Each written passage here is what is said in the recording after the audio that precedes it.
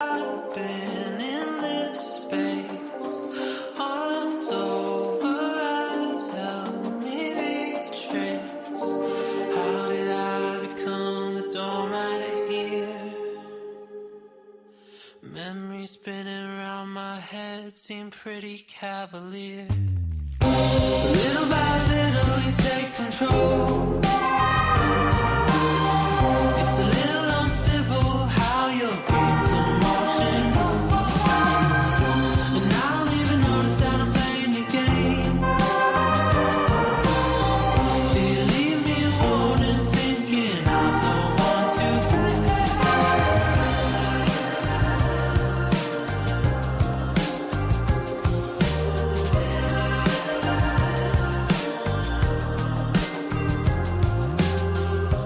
Your words weave strings around our limbs. Players in unfamiliar skin. Dangled like toys in your roadshow. Too easy now just to let go. How did I become the puppet here? The string unraveled from my heart has made it pretty clear. Little by little you take control. It's a little uncivil how you're being so emotional. And I don't even notice that I'm playing your game.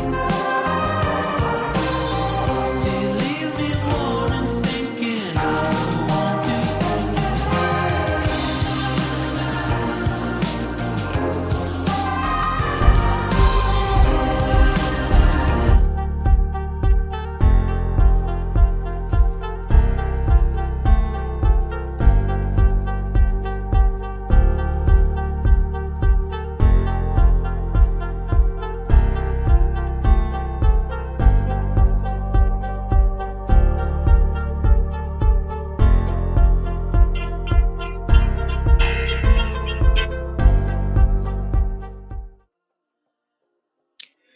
Hello, everyone. Welcome to another episode of People Who Inspire. I'm excited to be hosting a very special person because of the kind of experiences she's been through, and also because of the triumphs that she's had. I'm excited because of the fact that, as I do every week, the focus here is on the journeys of my guests and what exactly are the key lessons and the nuggets of inspiration that we can glean from their experiences. So I'm excited to have Dr. Izzy for today as my guest.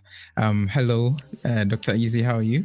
I'm very fine. Thank you. Good evening to people who are in this particular time zone. But yes, good afternoon, good morning to the rest. Really happy to be here. Thanks for having me on this. Awesome. I'm also really excited. And I mean, for those of you watching, I mean, we go way back from KNUS today. So we'll talk a little bit about, her time in Ghana and all that. But I want us to look at today's conversation as, a very informal conversation about your life before we get into the topic. So I always would like to start with a bit of an introduction of who my guest is. So if you could tell us a little bit about yourself, who you are, and let's say where you grew up, where you're born, how many siblings, up until this point. Just have a go at it. Okay, yeah, I like how you said have a go, because there's probably a lot to say and yet not so much either. Okay, so for me, I'm Nigerian. I'm from Edo State. It's in the southern part of the country. But I did most of my growing up in a city called Port Harcourt, which is like south, right? Interesting childhood. Come from a family of 6, so 2 parents, 4 kids. I'm the third of 4. So I have 3 brothers. Actually, I'm the only girl. Yeah. I had an interesting childhood, and there are certain like values and principles my parents were very particular about instilling in us as kids, and thankful for that. And interesting enough, like okay, so my primary school, secondary school happened in Port Harcourt, right? It's university that I did there in Ghana, KUST. And I would say when it comes to my education, like everything had been very mapped out, like from the get go. So whilst I was in primary school, like before getting to the end of that, it was practically sure which secondary school I was going to. Like it was already set, right? And before graduating secondary school, I knew I was going to KUST. Like everything was kind of very Wow.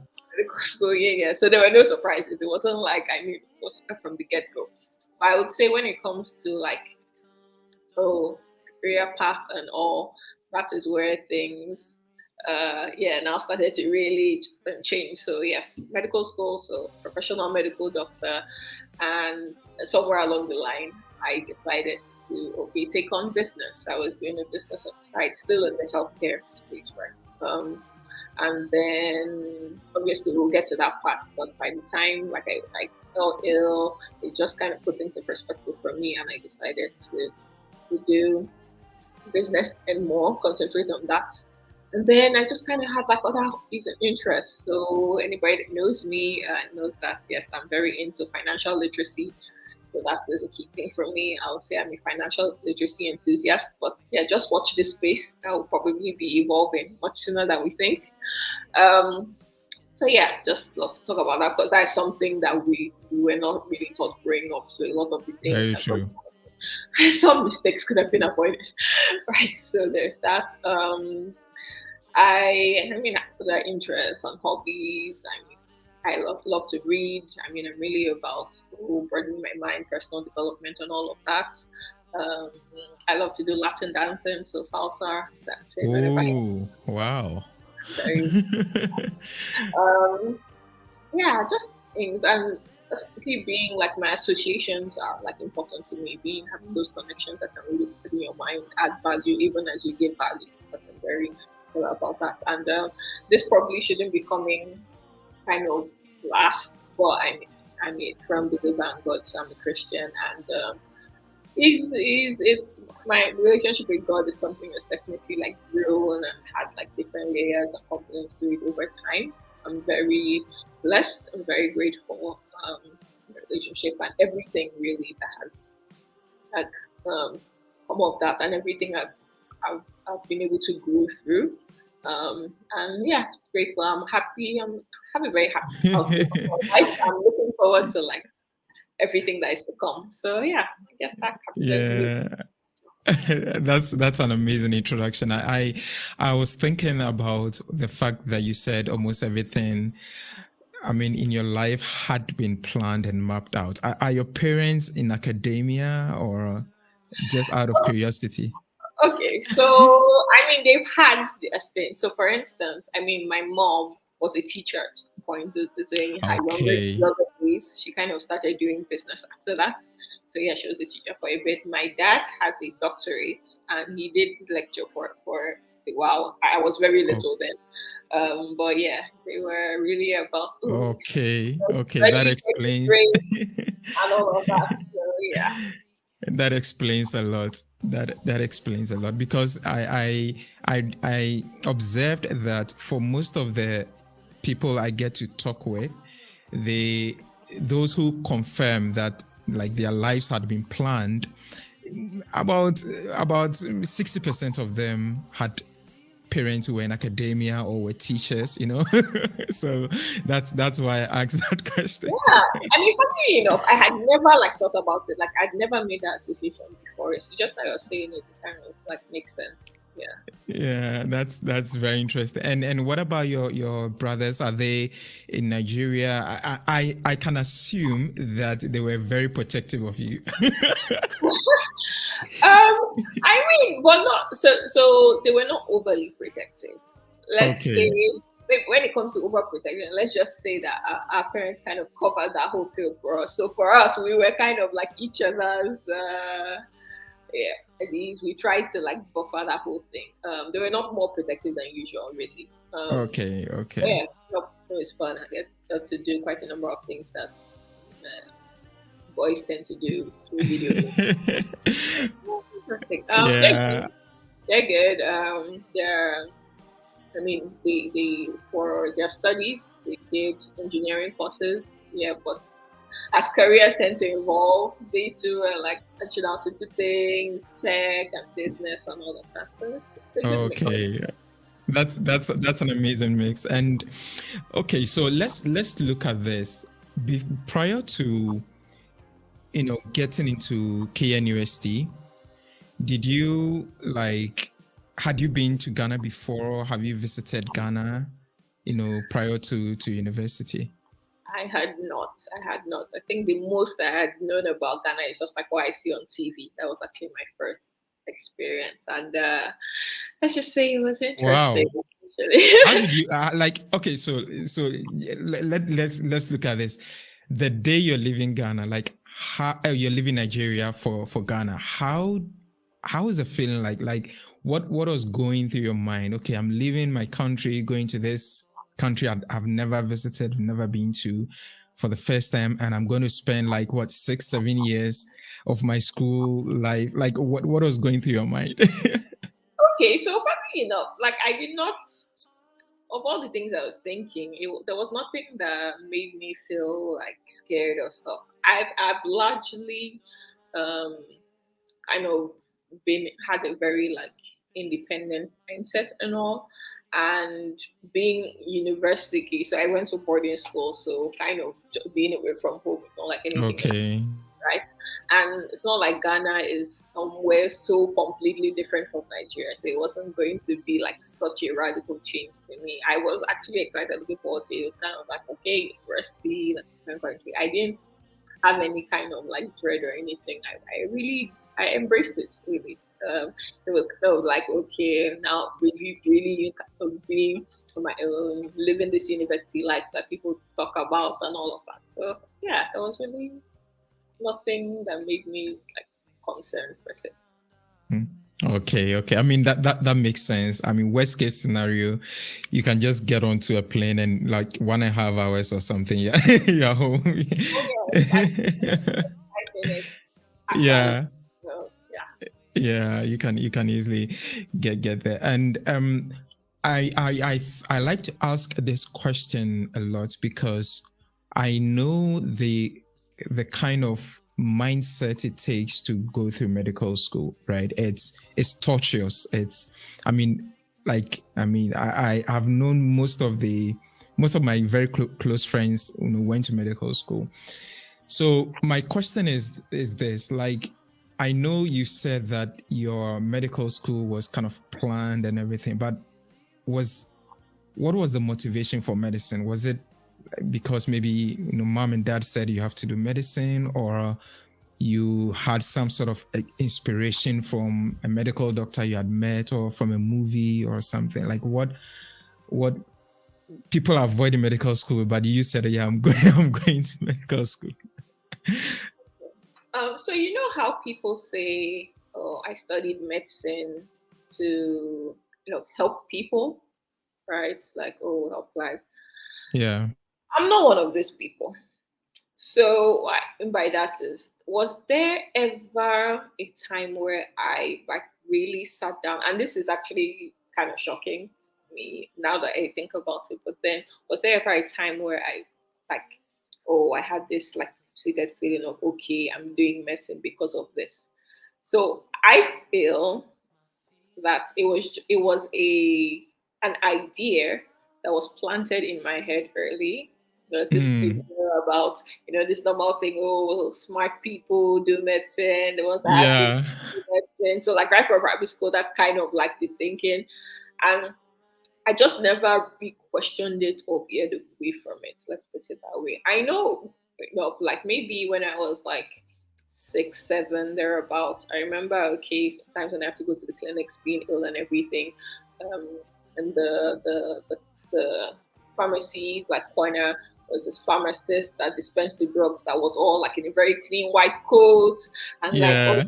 So I remember those early days where I thought I had that fantasy of, oh, I'll be a pharmacist, I'll kind of be like them. But then I now thought about it. Literally, they deal with drugs, and anybody that knows me knows I hate. I can't still say I hate it because I take it, but then I take drugs like the passion, and if that my work is going to be so involved in that, I was like, nah. So medicine was kind of like that thing, and yes, there was just this whole idea planted early to do medicine, so I never really questioned it. And I think I would just slip in at this point that it goes really to say, I don't think we've not veered off from it completely, and we should, but then guidance and counseling in terms of like career paths is something that is really lacking this particular because there's not really, I mean, I don't know how it is in Ghana. I think it's probably the same thing. Yeah, But they did is like for junior high, literally by the time you have like the you write the exams, have the results. Oh, the people with the most days and everything. Oh, science class. The other exactly. Science. class. Like they just the way they gave us professions, like just automatically like that is definitely not the wrong way. A few people, I mean, I know a few of my friends, at least two of them I know, two or three actually. They had this new, like profound wisdom and insights at that age to really fight things. Mm, But there are two people really smart that were like, no, I don't want to be in science class. I'm not going to be in science class. Like, fought their way to be like it was an actual battle, like with the teacher. So wow. it makes no sense. Like, I mean, the fact that that was how we kind of grew up, it just basically screwed us up. But Mm. I yeah, mean, that's so true. Yeah. yeah. So I mean, I didn't. It's not like I. It's not like oh, I hate medicine or anything. But I think definitely with if I had a lot more guidance and there was a lot of discussions had, I would have at least thought of that things, and I probably would have done something that's not even science related. In fact, I have this real feeling that I've ended up as a journalist. So there is that. Oh, that sounds nice. I mean, there's also medical journalism, so you never know.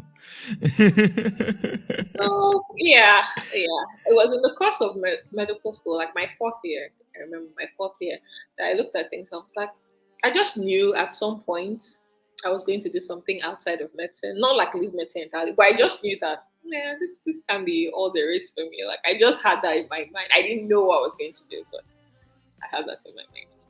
Yeah, and that's so true. I mean, it's very common also in Ghana to, like you rightly said, the more A's you get, the more likely you are to get into medical school or to do science related programs.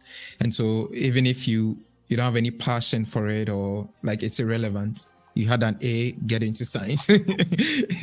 Case closed, you know. Kind of like precious gift. Like you have this ability of this coveted profession. Like you'd be crazy not to take it. Like that's the kind of idea they give you. And yeah, Exactly. know that folks Yeah. too, like parents and all, they want to be happy and brag.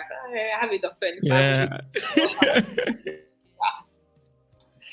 That's so true. That's so true. I think it's I mean Ghana and Nigeria, we share that in common, and presumably the other parts of Africa as well, you know. So science is kind of the main thing, which is quite interesting. And when I think about growing up, did you have any inspiration or like a figure that inspired you the most growing up? Like, was there someone or a group of people that you constantly looked up to as a source of inspiration? Hmm. Honestly, I can't think of anybody. And Mm, I even that idea of like role models and like mentors and stuff, those are things that I would say I caught up to much later in life. When it was later, yes. like growing up, those things were like part of Yeah, it. same I here, talking same here. about it, like I couldn't relate. I could not relate. Yeah. Yeah, same here, same here. I mean, I can 100% relate with what you're saying. I remember growing up, I was like a lone ranger, right? So I didn't like, there was no, I mean, very few people around me even had been to the university. So like there wasn't like, okay, there's this person I'm looking up to, like my parents didn't even finish high school, or okay, my mom finished high school back in the day. So, it wasn't like, okay, I'm looking up to this person as far as university is concerned, or no. So I can 100% relate. Yeah, Thank I you can for 100% relate. Yeah. And let's look at finishing medical school, right? So you finished medical school, what happened? Did you go back to Nigeria to find a job? Like, can you just walk us through after medical school to this point? Okay, yeah. So I mean, right after graduation, I was back in Nigeria. I had to write the licensing exam for Nigeria as a foreign trained doctor, and then started housemanship. Housemanship over here is for 1 year. So I did that, and then we have our National Youth Service core program. So it's also like 1 year. So in Ghana, I mean, typically your second year of housemanship, you go to a district to do like postings and all. For us, it's basically a national program like for youth under 30. You get posted somewhere. Usually it's outside of your state, and then you work. So you will be with a particular office and then you training. So I did mine at a clinic, one of the armed forces clinic, as a medical officer. Yeah. Mm. So yeah, that was life. And then I did some up the medical officer whilst I was gearing up to start a residency program. So that's basically it. And then in the course of towards like so I had started my program in pediatrics in one of the teaching hospitals, and then it was in the course of the same thing towards the end of the first year. That was when I fell ill and every other thing. Yeah, that's when Yeah. things was to turn on Yeah. that note. Yeah. Yes, I'm glad you mentioned that, because I think I wanted to us to get into that, because that's the main aspect of today's conversation. So, like you rightly said, how did you discover, the whole, I know you're a doctor, so probably you had, some hints or whatever it is, but how did you discover that, there was cancer somewhere? And at what point, like, how did you feel at that particular moment in time when, of course, you got the result, or, you got the news about your condition? Yeah. So what happened was at some point, this was December 2016, I just noticed blood in my stool, and it was like, so my first thought is, I mean, working with kids, they can give you like infections. They had already like given me like a very bad case of tonsillitis like months before and all of that. So I thought, okay, maybe I picked up something else that's giving me dysentery, right? So there's that. Okay, that would typically be a quick fix. I mean, a course of antibiotics and I should be fine.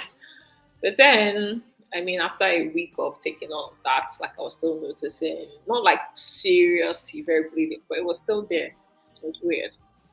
And the truth being, like in like maybe 1 year or over a year, there had been periods in that time where I had this, let's say, this very short bout of like unexplained diarrhea, so to speak. So Mm. yeah, I mean, typically I try to eat clean, like make my own meals and all of that, just to avoid all these things. But maybe once a quarter, there will just be this few days of, I just have a running stomach kind of thing. Yeah. So I always thought there was something kind of like hit me. Maybe there was something going on. And I just had this like strong conviction to, okay, let me know for sure what's going on. I actually thought Mhm. what I likely had was what we call inflammatory bowel disease, which just means Mhm. that everything is so like blamed and it's giving me all these episodes. So I said, Okay. let's just have a colonoscopy done and just see, because I just knew something was up. Obviously, my mind did not go to that. Um, but yeah, that was kind of what led me down the road to discovery. So had that. But yes, doctor, one that could help like do it quickly enough. And then I did it, and that kind of just led me the path. It was a very, very abrupt thing. So to just kind of give a little about the story. So when I did have colonoscopy, so a friend of mine helped take me there. I mean, because I Mm-hmm. was exercised and all, like to help take me back home and all of that. Yeah. Now, if I happened to be awake and I was seeing everything they were seeing, I would obviously know what was going on. But I did not see what they were seeing, right? Mm. So they had seen the tumor in the course of it because, yeah, I had rectal cancer or colorectal Wow. cancer, more Mm. broad, right? And they had taken a biopsy in the course of that, so it was going to take a while to now get the results, right? So throughout that time, I was kind of in a limbo. Now I was in a city, like where I am Okay. from is Edo State, South, and that was where I was working in Benin, which is like the capital. And my parents didn't stay there; they stayed somewhere else. But my dad Okay. happened to be in town that particular day because he had something to do in the weekend. So like came to see me.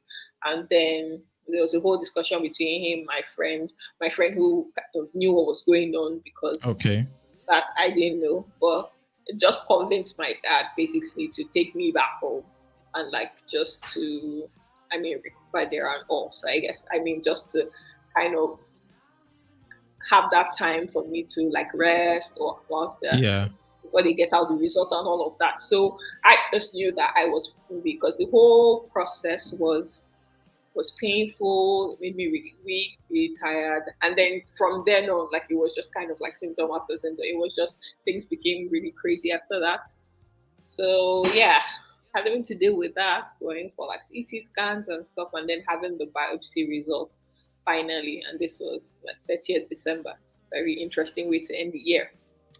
Then Yeah. I have the results, and it was okay. So first of all, even before seeing the biopsy, I was just watching the colonoscopy video, right? Because they make a video of it, and I mean, just seeing it because I'm a doctor, I know what this is. I was like, oh wow, it was Mm. literally like watching a horror movie because this is inside of me, right? And then seeing the Mm. biopsy results, and it was like, oh wow, it was weird because it's like I had never seen a case of that kind of cancer uh, in someone my age.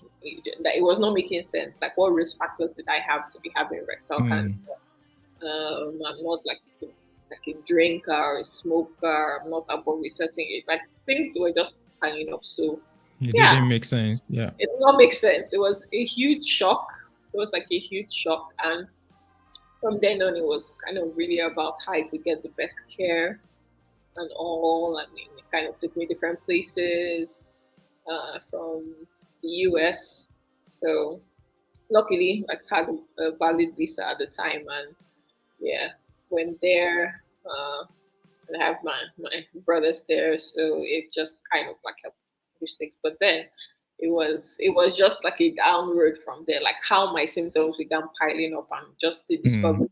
At that particular time, we didn't even know what the stage was. It was being in the US, like when the comprehensive tests were done and had some really alarming results that had spread to like my liver and things like that. Wow. It was yeah, it wasn't easy thing to digest because I think even initially we kind of still had the hope that okay, maybe it was just an infection, maybe it's just a surgical thing and it should be over. But still, Mm-hmm. it spreads like that, then you need some more serious therapy. So it was crazy. It was crazy. 2017 into 2018, they were not easy years at all. It was a whole lot. It was a whole lot. There was Yeah. I can imagine.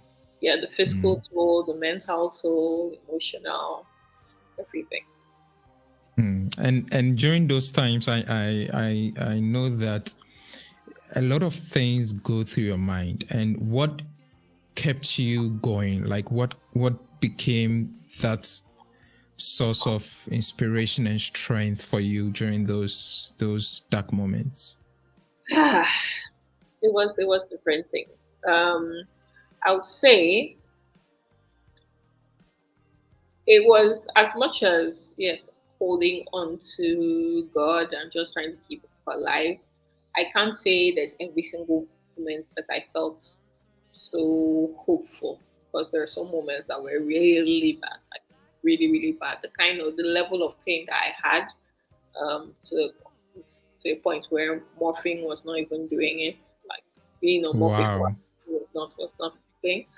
That's question things. It was kind of like, is this it really? Wow. And yeah, so it just kind of made me like see this being in those kind of very like desperate moments. The times I had to really, I mean, I admonish God in all His greatness and being who He is, and whatever happens with me or a human being doesn't change who He is. But then I it really did hurt, like when it felt like it was just being silent, like you could see like the trouble I was in, and there's literally nobody that can save me except you right now. Yeah. So yeah, you have to help me. Like there has to be, this pain has to end one way or the other. Like that was where it got to. Because yeah, it was really tough, and it makes, I mean, those things make long days even that much longer when you're Yeah. in it. It's just frustrating, and you can't really think of anything else. It consumes your mind. But I mean, as much as I could, times where I could pray, I would pray. Times where I could praise, I would praise. There was that. In terms of the help, I mean, I can't emphasize enough the big, huge, priceless blessing that is a good support system, because my family friends like really came through with all the Wow. that they did. First of all, right? Um, I mean, in healthcare generally, you would say it costs a pretty penny, but like healthcare for cancer, like that's next level. Yeah. That's another level. Yeah. And then having to do that like abroad as well. So all the sacrifices that had to like be made financially changes. I mean, oh my dad, I didn't even. I mean, I can't. Yeah. Something I just sometimes I'm just like, wow, like sweet God really like blessed me with the best dad ever, because uh, Wow. I was able to do all that. I mean, when it came to like my travel up and down, he was like my companion, like through everything, and finding that, sacrificing this like different things he had to like put on hold just to Wow. help me. And then yeah, other of course, mom sacrifices, my brother sacrifices, my friends who like who always check in, who come around, like give me positive distractions. All of those are very, very Yeah. helpful, because it gives you hope, and it's like people are rooting for you to really pull through this thing. Like you have to pull through this thing, right? Like this cannot all just be a waste, right? So there was that. So there was a lot of that. And then so I would say in the course of in this. Like I think I gave a good kind of platform and background with all the things I said about career earlier. I Mm-hmm. those kind of things, those near death moments, right? They have a way of making you think, giving you epiphanies. Mm-hmm. You just have like a whole new perspective and like a paradigm shift on things. So there it was really thinking that if things were to end like for me right now, like would I be happy? Like would you feel like satisfied with the life that I lived so far? Like or would I like are there some things I would regret? Like in that state I was in, was I very like Mm. happy about how things were? And the truth is that I wasn't, right? Obviously there are moments that were good, and I do love working with the kids and all, seeing them get better. But then for me, having to work crazy hours and be really stressed, and I'm allergic to stress. Like I know that not like for a fact that I'm allergic to stress. Having to do all Mm. that, having to just kind of be drained, not have time Yeah. for any other things, interest and all of that. Just I kind of keep pushing, and then you just along. And it's not really like, I mean, doctors would like to think, oh, doctors are this rich set of people and all of that. Yeah. And sometimes they're probably like the broken ones. So yeah, all of that, like am I really getting on to live? Like, do I want to live this long term? Like, I just had to ask myself, okay, if I miraculously get through this, right, do I really want to go back and have to do like maybe 4 more years of this? Like, and I was like, Mm. no. Like there and then, I was like, no. I mean, in the course of that thing, by April of 2017, whilst I was still in the early stages of like and everything, that was when I resigned. That's when I resent my. I'm like, Mm. no, I'm not doing this. Yeah, yeah, I just needed to like breathe. Like was almost like an uh, undefined sabbatical, basically. Like that. yeah, yeah, yeah. And then I looked at it and um, my health ed business, because I work with Max International, which is a health and wellness company. So that's the business end for Mhm. me. I Okay. looked at it and I was like, okay, so this obviously it was for me, it was a way to have an extra source of income, right? And I Yeah, could do that through, I mean, helping people improve their health in a different way.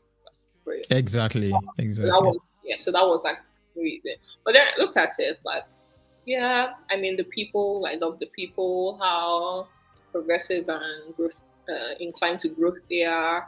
And yeah, it was just a very like good environment. Like I loved the discussions.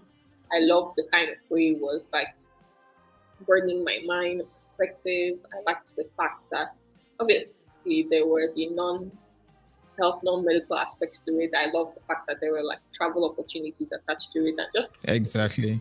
Yeah. and I mean, what was key to me at that time was since I there were so many of my hours that were not mine because it was dedicated. Flexibility is something I really truly needed, like that control, my time. I mean, having work to do, yes, but deciding how I go about it at my own pace and all of that. And yeah, that just provided it for me. So I was kind of like, instead of doing so much of this, the just the clinical practice part, which was really taking a lot of my time and preventing me from focusing so much on what could even be more rewarding, and it was, and it is, right? And I'll give more hours to that, right? I mean, if I get out of this, I want to be able to be happier, like much more happy and fulfilled all around. So it was Yeah. just me just focusing on that.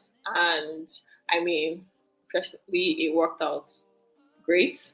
Still finding out fine, and it's been that kind of doorway to like other things, right? That was when I mean this Latin dancing wasn't something I was always doing. I was always interested. I even learned a few steps like okay at some part of university and just here and there Hmm. practice, but getting time to actually doing it and getting better and all, where was the time, right? So now having freed up myself basically to do more of that. And then just other things, like there was just that writing part of me, like I could do Yeah, more. building other skills. Yeah. It was just yeah, so it was just a perfect like transition for me. So, Mm. I love that because sometimes we get caught up in the, I call it the busyness of life, and of our professions, that so much so that we kind of relegate our true passions to the background. And that kind of passion that you have, where each time you're going to bed you are thinking, I should do this, I should do this. And imagine like having the like that kind of thoughts for like 10 years, 20 years, where you always have at the back of your mind, I should learn to do this, or I should have done this, or I should do this. And because of, let's say, how busy you are with work, and all that, you get to your late 50s or 60s and you realize there isn't even the strength to pursue those passions. So I'm happy that you got that kind of wake up call to pursue what you truly, what truly brings that fulfillment that you desire. How was recovery like for you? And at what point, how long did the recovery period take, and how was the whole journey to recovery like? hmm. So like the overall journey, like from diagnosis all the way to like and I was Mm-hmm. declared to be a remission. That was a 21-month period. Oh, wow. Now, yes, it was 21. So from December 2016 to September 2018. Now, my journey was, I mean, my it was literally like this was it. It was like Yeah. up and down, up and down. So okay, started on chemotherapy. Oh, I had its issues. I had to have a pause to be on radiotherapy for a bit because of my liver. Right, that Mm-hmm. had its issues. Uh, we started on chemotherapy, still had its issues. When it was done, I was like, Hallelujah, we're done with that. Then okay, what we're aiming to have done was a surgery. Like that's supposed to be how it was. Mm-hmm. The cancer, like the tumor, had shrunk enough for them to get it out. Unfortunately, that was not the case. By the time we had to rescan and everything, they still couldn't operate on it, which was really a real Mm. problem. And there was another really bad like dip in me physically and all. I lost so much weight, the pain, it was crazy. And then wanted to okay, what options are there? Like what therapy can you do at that point in time? And there were some options. And for me, at that time I was just so over chemo, like I was done off, like no, I'm not doing chemo. So Yeah. luckily, God being so amazing and modern medicine being so great. After some tests and everything, there was another kind of therapy that I was eligible for called immunotherapy, Okay. one of the newer ones. Okay. And yeah, the test, so I was eligible. Okay, let's try that. So I started this like March, like mid March of 2018. And so that was in India. And then I got back into Nigeria like to continue it. So that was where Mm-hmm. things really dramatically improved. Because Wow. up until that point, yes, there's things I would get better in, but then there was always just something to just dampen the whole thing. That Mm. will happen, the whole thing. Something bad will happen. Yeah. It was just the story. But from then on, there was a progressive thing in terms of like, I mean, the most profound things were the fact that I was had a much better appetite, that I was eating, I was gaining weight, and there were just things like that. Like there was just that improvement, like you could see me, right? And then the scans proved that yes, things were Mm. responding great. And then yeah, got to the point where okay, by September, when they had to do my scans and everything, wasn't picking up any cancerous cells, which was amazing. Had to do a rebiopsy, like do all kinds of tests because my doctors were wanted to be like doubly sure because for them it was like they don't see that kind of dramatic like improvement Yeah. time. Like, let it not be Yeah. like there's something happening like in the background. Luckily there wasn't, so I had the last surgery I needed, and yeah, things it was just speed ahead there. So I mean, by this time I was already by like April, June, I was like much stronger. I was kind of doing activities myself and all of that. So it was kind of okay. By September, surgery was done. It was kind of like because I needed maybe like 2 weeks or stuff to heal up from the surgery. But like I Yeah. was raring to go. At that point, it was kind of like wow, so many things in life had like been at the goal. Like I just wanted to get into the You need to catch up. so I literally was like everywhere and throwing myself into everything. Like that was it for me. Yeah, it was with my new Wow. lease of life, basically. I was doing all that.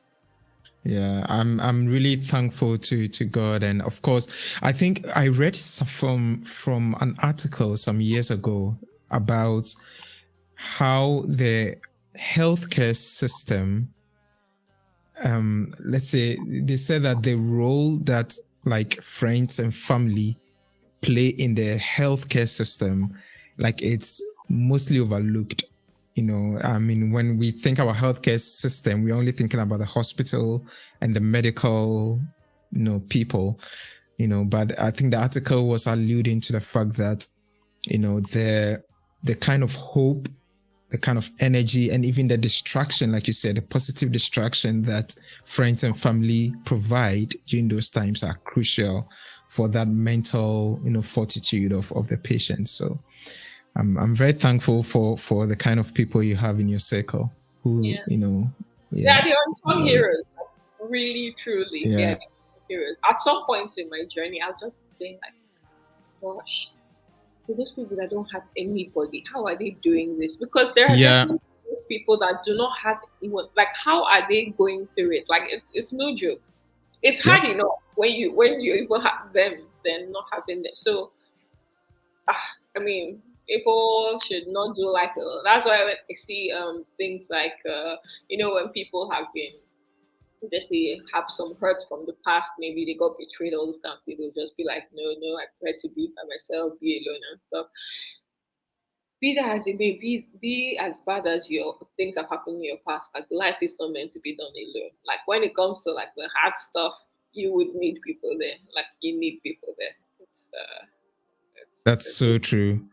That's so true. I think that, even for people who have it all, right? I mean, by the standards of the world, people who are rich and have whatever, I mean, they have money, they have everything at their disposal. Even such people, I've watched a few documentaries where these people who are like multimillionaires and some of them are even billionaires are contemplating like suicide because they feel lonely, right? So, like these are people that, I mean, for those of us seated, outside their circles, we are like, we want to be like these guys.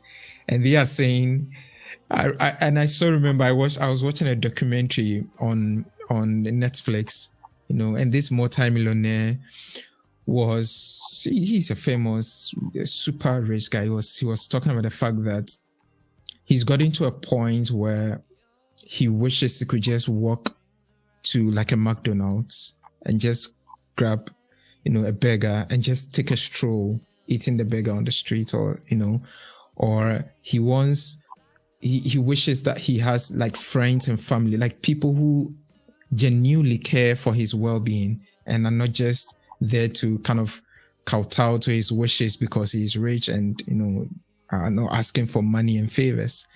So it's a very profound statement that you made, the fact that they are the true unsung heroes. So I mean, I would like to thank, if they are watching, I would like to thank you guys, mom, dad, friends, family, all of you. You are truly the unsung heroes.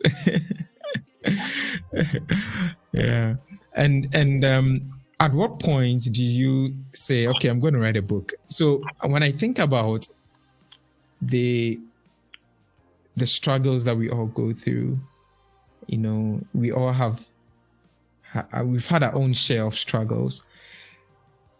Personally, it hasn't even occurred to me to write a book, right? So it really fascinates me how you went through all that, and then you said, okay, let me write a book, right? So first, like, what is the inspiration? Like, what inspired you to write a book? I know now that you've had journalism, in the background. So yes, your writing prowess are there, but the inspiration to write a book, right? So what is the inspiration, and like, what do you seek to achieve with the book, Rooftop? Okay, so maybe the writer's brain is what made me like think of almost anything. So so it's two things. First is, I mean, it's always been an aspiration to write books, right? On the line, like, I mean, it's just all those kind of things I used to be in my head, and I didn't know what it would be about. I thought maybe it would be something around a novel or something, but even that, I mean, it's one thing to kind of write, have like short contents like on social media or just like an article or two, but even like that book, a book, I mean, is a full book, like it's a full like fleshed out creation. So it used to scare me a bit. Well, I had this discussion like in the despite everything, like being in pain and everything, there was a discussion I was having with one of my cousins. That was February of 2017. After like it was a crazy time with complications. By the time you read the book, you understand what I mean. But then it was a bad time. I'd spent like 3 weeks on admission. It was bad, and I remember like shortly after like getting back to my brother's place, I was having this conversation with my cousin. I think we are just chatting on WhatsApp or something, and then I was like, gosh, like if I ever get through this, I'll shout it from the rooftop. So after I said Oh, okay. the name rooftop just stuck in my head. Like it was just like that thing in my brain, right? So when it the point where I actually recovered and then I'm actually okay, cancer free and everything to tell people the good news. At that time I knew that I had kind of told myself that a book is going to come out of this. Like this is my own way of shouting it from the rooftop. And then to Wow. kind of keep myself accountable, right? So that it doesn't just go one of the things I kind of put it out there. I start okay. Okay. So then it was just in my head now that hey, I've committed myself. Like my word is bond. I'm going to have to do this thing. Not like I started writing immediately. Like I said, I kind of went full speed ahead into life. So it was like, oh, the traveling, oh, the business, all those things. At some point, I just had to like in 2020, I just had to start putting words together. Like start okay, doing, at least pouring out, like kind of going back in time mentally to do what. It helps that obviously I had the writing skill. Obviously, I had to now make sure that I'm disciplined to like be getting up words and Yeah. it doesn't become like a three page book or something. So yeah, that was really it. Writing is kind of like the best way of expression for me. So yeah, I guess it just was destined to be in the book. And the behind it is first of all, especially in this climb, right? There were added on reasons, not just like telling my story, but the fact that telling my story is a good way to really help people understand what Kabak is really like. There are not that Mm. many like first person stories about Yeah. this, especially less in this part of our world because Yeah. we have different reasons for people keeping this hush hush. Like there are different reasons for that. We know sometimes it's shame, sometimes it's stigma. You could even think like, oh, what if there's a recurrence? Or just there's so many things. People like, oh, family members, people who want to, oh, this shouldn't be public for me, all those kind of things. Yeah. Then bits like these are the kind of stories that help people because some people see cancer as a death sentence. Some people Yeah. have different like ideas really about what cancer is. A number of times, okay, people who did my story will be like, maybe they see a post or something, they're like, oh, you had cancer. Like I'm not the face or I don't look like Yeah, exactly. You don't look like. that kind of thing. And then Yeah. it's to kind of see the various things that played a role in the journey. Like you said, the support system, or it obviously good medical care, um, just all of that. And then many people, and I'm just going to use this to extrapolate this to people in difficult times generally, because it's not just cancer, but there are other. People Yeah. are really going through it, right?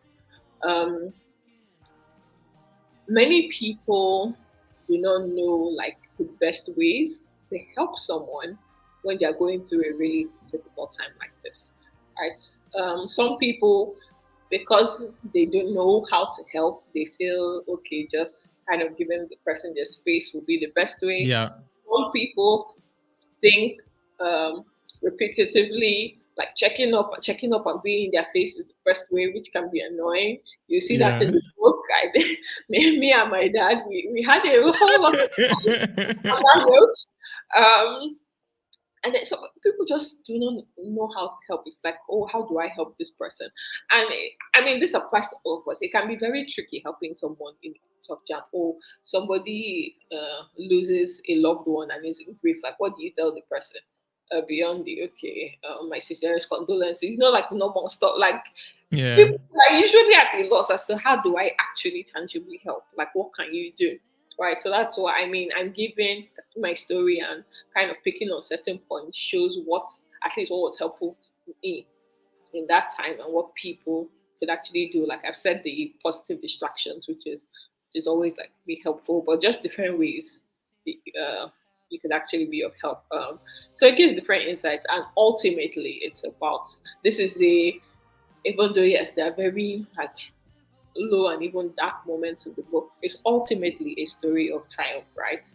So Yes. rather than just on gloom, it's that oh, somebody actually made it, not so okay by her own doing or anything. Hmm.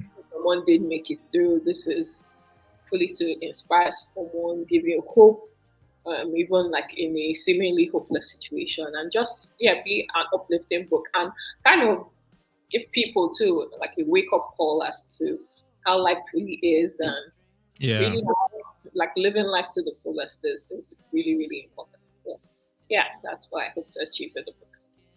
Yeah. I am in full alignment with the mission that you have with the book because I mean you've said it all. At the end of the day, and I've been thinking through this also quite recently a lot regarding the fact that at the end of the day, you have to live a fulfilled life, a life that brings meaning, not just to you, but to the people around you, to the world, right? I mean, if you come, yes, say you come to this world, you find a job, you settle down, you get married, you have kids, and then you leave, then it's quite mundane. I always believe that there's a higher purpose or a higher calling for all of us aside our profession. The profession is something to get us some income to kind of take care of the bills. But beyond your profession, I always believe that there's always something, there's a calling within each one of us, something that makes you fulfilled, that keeps you at peace, knowing that you are on the right track. So I'm in full alignment with the mission you have for Rooftop. And for those of you watching, I'm going to show again on the screen. So this is a cover of the book actually, and I would entreat each one of you to get a copy.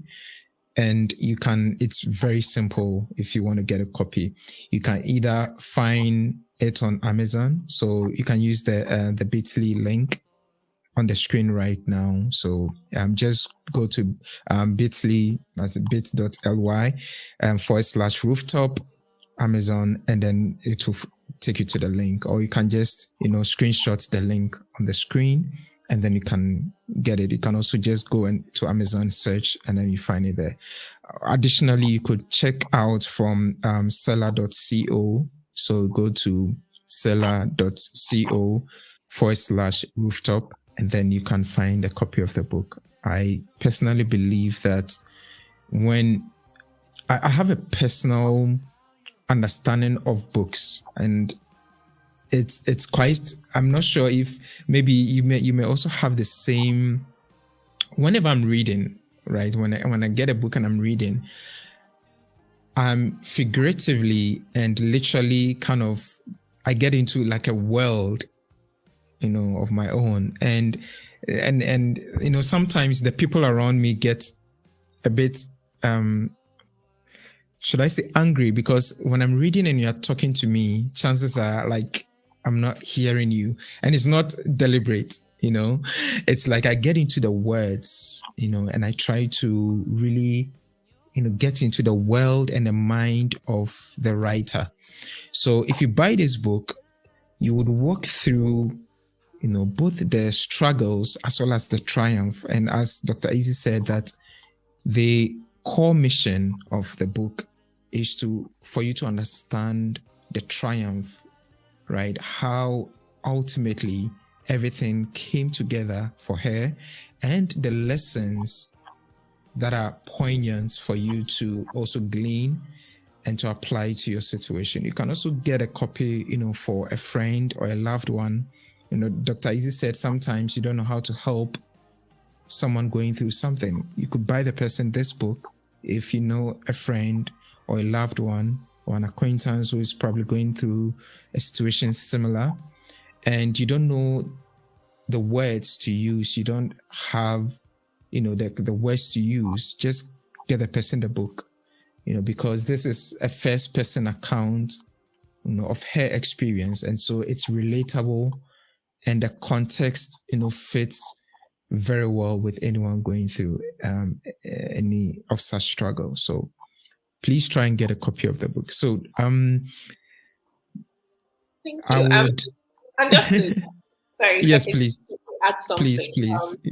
Another thing about the book. I mean, you getting a copy, you're going to be greatly assisting people who need it. So a percentage of the proceeds from this book actually is going to help select cancer survivors with their pain management and the emotional counseling, all the mental support that they need, because it's two areas that I really struggled with, and I know it might sometimes be like overlooked and underplayed, but it's so key to the overall well-being of the patient. I thought, those two aspects that I would really love to help support people. So that's my way too of giving back.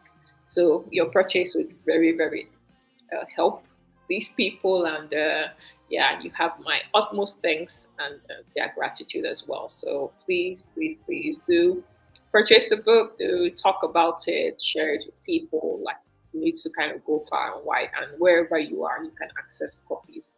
I would really, really, really appreciate it. Thank you.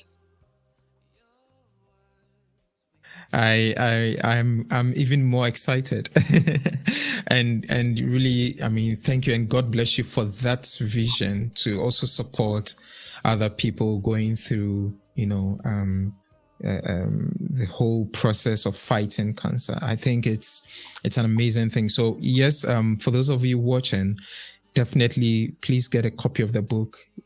You'll be supporting other people going through the recovery process as well. I would like to ask my last question as we wrap up, because we are 1 minute above the time. My last question is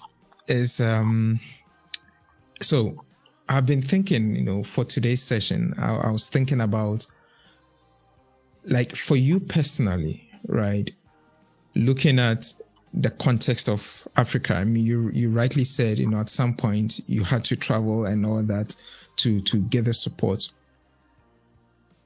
When you think about the healthcare in Africa and in Nigeria, Ghana, wherever it is, what do you think the average person like myself or my audience watching can do to support, someone going through, for example, a cancer recovery or any, debilitating,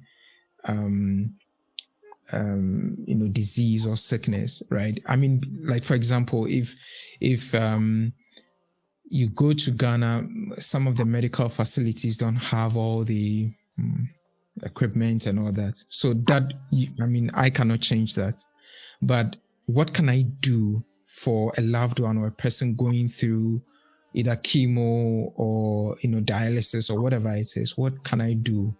Because I think that's the missing link, the role that family and friends, can play in the healthcare recovery process of patients. What can we do? Can you share one or two things that you think we can do? Of course, we'll get a lot more in the book, but if you can mention one or two things that the everyday person can do, like myself, for someone going through a recovery process, okay. For example. Yeah. Okay.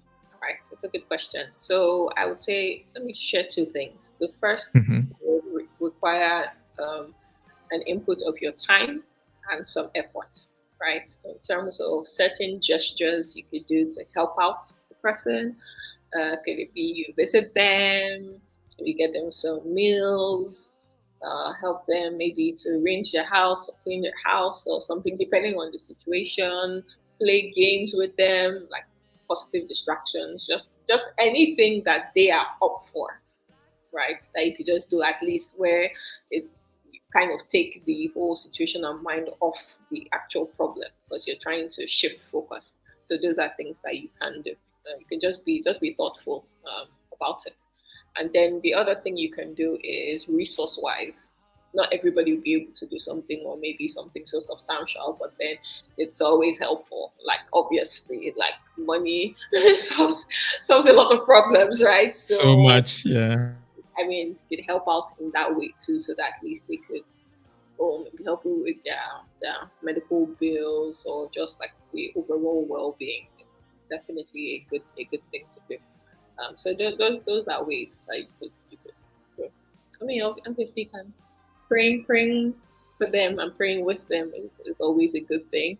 But I don't want to. The reason I didn't even think to say that first is because sometimes it can be so like focused on just the prayer and then the spiritual bit of it, and then don't do Yeah, do action and do things that you can actually do. Yeah.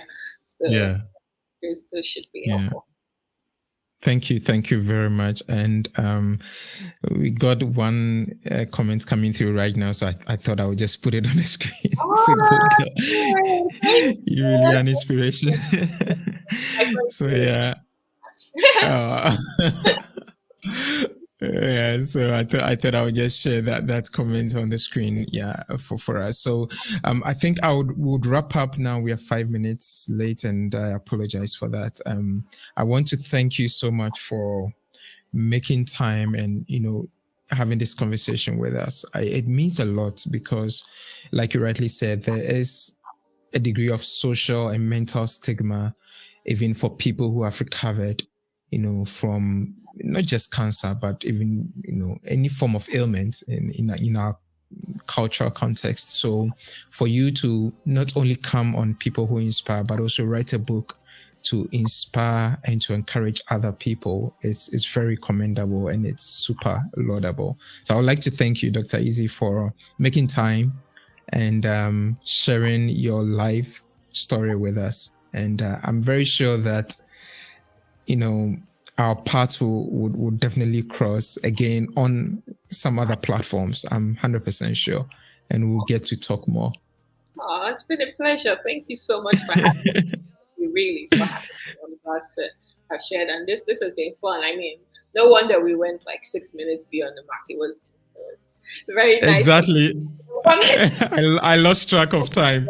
Yeah, I'm really honored that, I mean, putting myself of my story out there hasn't been without its own concerns or maybe even fears, but I just kind of had that strong conviction to put it out there. And I know, as in the more I live, the more I understand the importance of just like pushing through the fear and doing what it is that you should do. So. Thank you very much. So I would like to thank all of you who have stayed up until this point. Thank you all for joining today's episode of People Who Inspire. I would come your way again next week with the next episode. And I would say have a great weekend, and I'll catch you in the next one. Bye-bye. Bye, everyone. Thank you so much for joining in.